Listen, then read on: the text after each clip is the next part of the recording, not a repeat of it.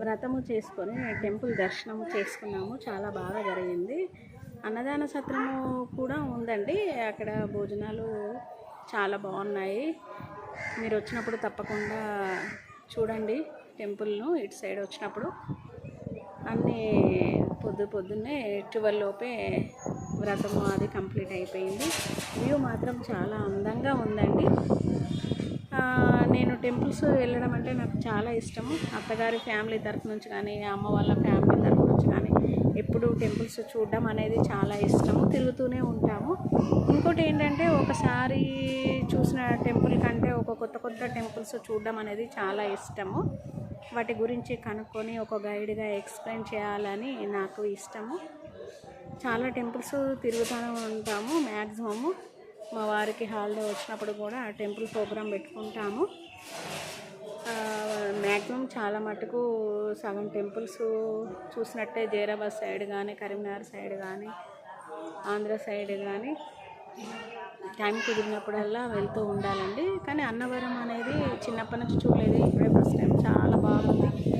ఎంతోమంది హోలీ సెలవు కాబట్టి చాలామంది వచ్చారు, వీక్షించారు.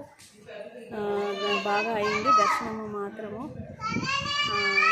ఇక్కడ అమ్మవారి గుడి ఉంది, వనదుర్గ అమ్మవారి గుడి.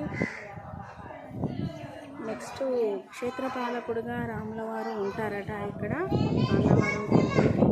అది ముఖ్యమైన విషయము. చూడండి, కొండ నుండి కిందికి వ్యూ అయితే చాలా బాగుంది. చాలా చల్ల గాలి వస్తుంది. కాసేపు కూర్చుందాము అనేసి వచ్చాను. ఎంత బాగుందో వ్యూ. వ్రతానికి కావాల్సినవి అన్నీ వాళ్ళు మనము 300 టికెట్ నుంచి 300, 1000, 1500 ఇలా ఉంది టికెట్ రేట్ అనేది.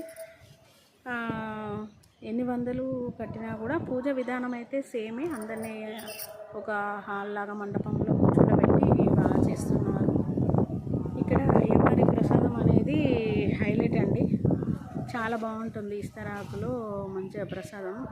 కానీ మనకు అన్ని దేవుళ్ళే అప్పుడప్పుడు అందుతూ ఉంటాయి. కానీ అన్నవరంది అయితే ఎక్కువ శాతం తక్కువ అందడము. అక్కడ మన కస్టమర్స్ అటు ఇటు టెంపుల్స్ వెళ్తే ప్రసాదాలు ఇస్తారు. అన్నవరం ప్రసాదం మాత్రము అప్పుడప్పుడు దొరుకుతుంది. చాలా బాగుంటుంది ప్రసాదం అయితే. ఎంత అద్భుతం. చాలా బాగా దర్శనం అయిందండి. మీరు కూడా చూడండి. ఓకే అండి, థ్యాంక్ యూ.